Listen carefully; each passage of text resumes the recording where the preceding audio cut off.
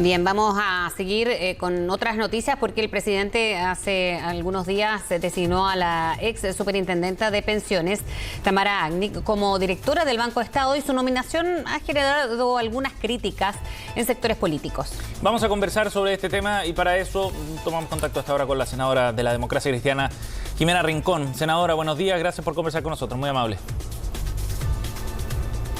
Muy buenos días.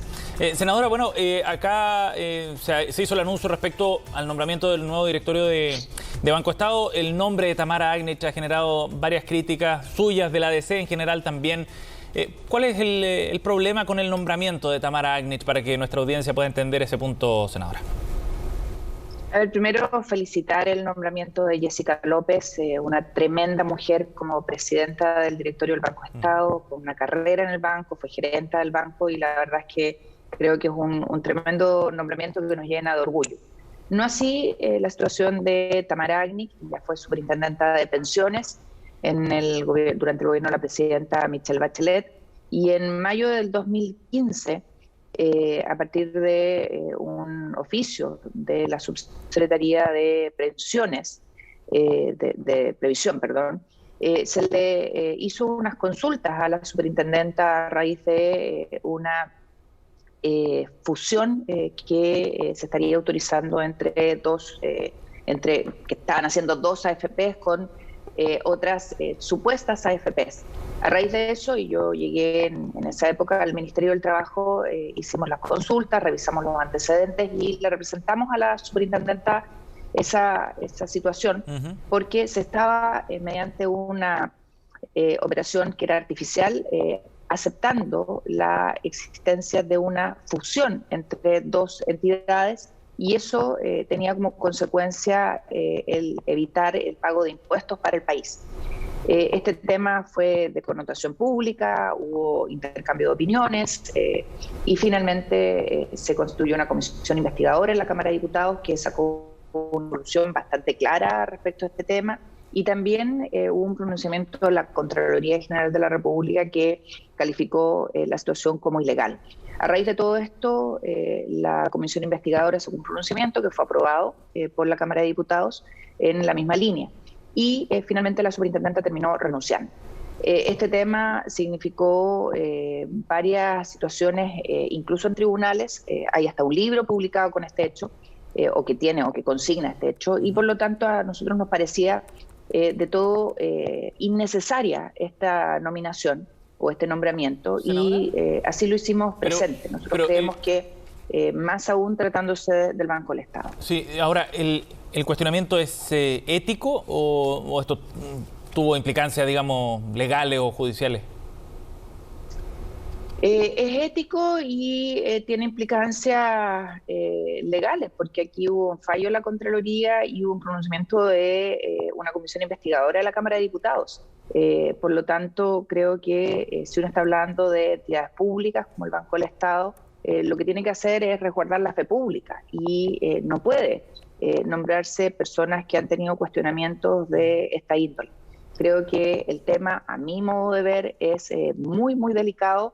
Y la señal no es buena desde el punto de vista de lo que ello significa. Cuando se permite que se evadan impuestos, porque eso es lo que ocurrió al final del día con una fusión que no es tal, porque no existían estas AFP, que son AFPs de papel, creadas al efecto de no pagar impuestos al Estado de Chile. Me parece que obviamente nombrar a una persona que permitió esto no es una buena señal al país. Ahora, ustedes digo, porque Fuatchaín, por ejemplo, también hizo llegar sus críticas, pero la hicieron llegar, valga la redundancia, a alguna autoridad de gobierno, porque decía aquí, esto es grave, dijo usted en su minuto para el nombramiento, y alguien no está haciendo la pega. ¿Quién no está haciendo la pega? Y si esto lo hicieron saber a alguna autoridad después de la designación.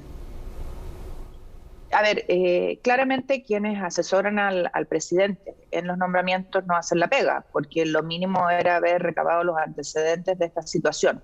Yo hice presente al gobierno esta situación post-nombramiento, no tenía cómo saberlo antes, me enteré, ¿no es cierto?, de nombramiento cuando se da a conocer a la opinión pública, y hice lo que me parecía correcto hacer, poner los antecedentes a disposición del gobierno.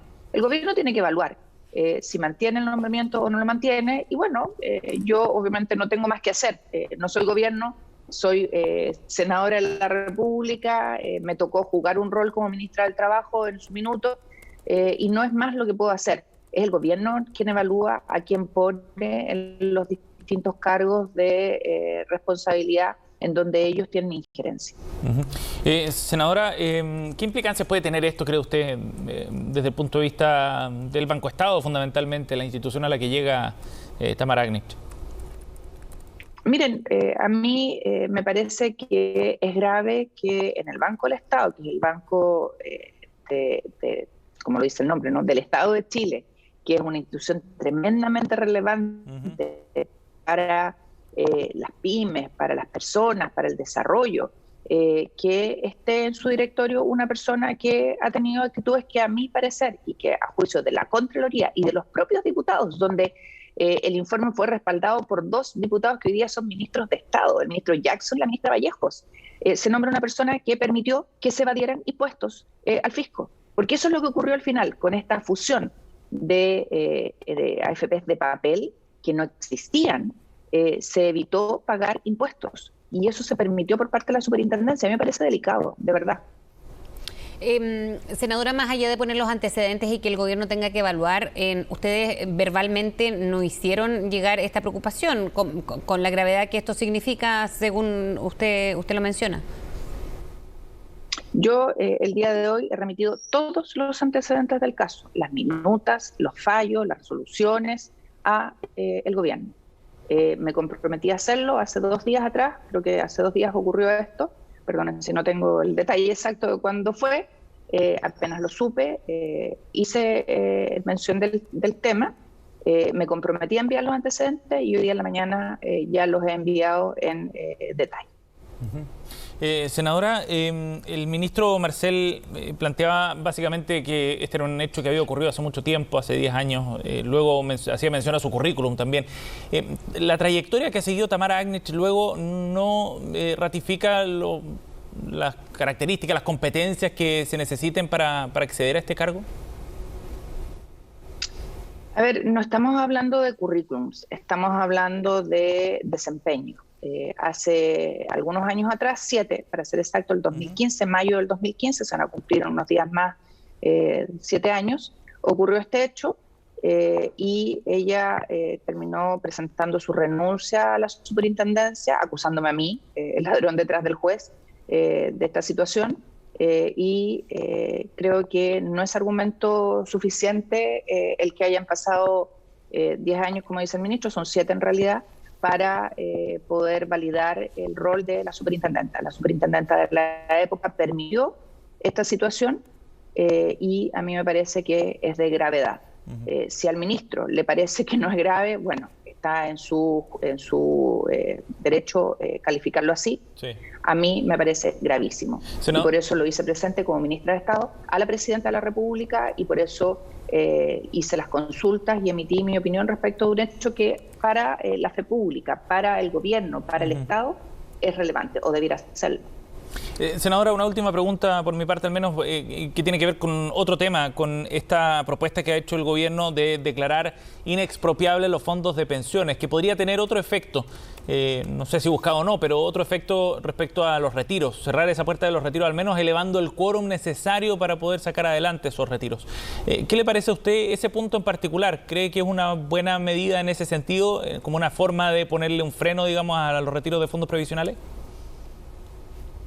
Mira, a mí me parece que más allá de la iniciativa del gobierno respecto de la inexpropiabilidad de los fondos y la propiedad de los mismos, que yo siempre los he entendido así y creo que así se consignaban en la Constitución actual, y esta discusión la tuvimos legislativamente en el Senado de la República, a mí me parece muy incoherente que el gobierno presente esta reforma al debate parlamentario, reforma constitucional, y el gobierno a través de sus constituyentes no están dispuestos a aprobarla en la discusión constitucional del texto que se quiere presentar al país. No se entiende la inconsistencia. Yo creo que eso es lo que el gobierno debiera explicar.